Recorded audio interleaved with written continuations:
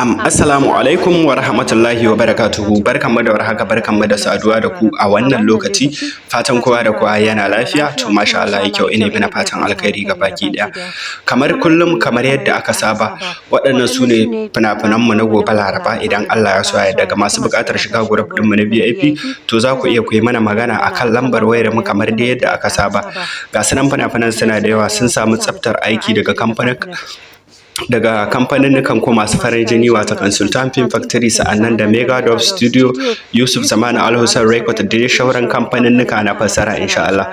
Ga masu buƙatar group ɗinmu na VIP, to fa za ku iya ku yi mana magana ne directly akan wannan lambar wayar namu, ta yadda za mu sanar da ku yadda za ku biya kuɗin ku, yadda tsare-tsaren mu suke, mu saka ku cikin group, yadda za ku na samun dukkanin fina-finan da kuke da buƙata da zaran sun fita akan lokaci insha Allah.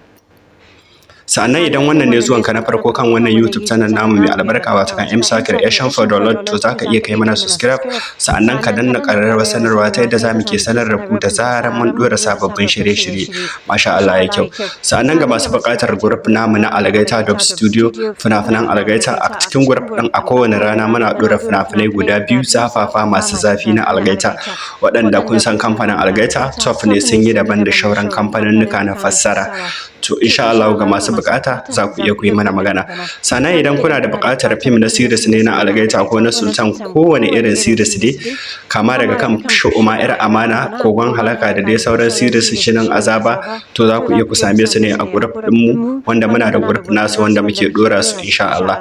Sannan in kana bukatar series na Hausa wanda ba a ɗora su akan YouTube, su ma za ku iya ku yi mana magana a domin ku same su.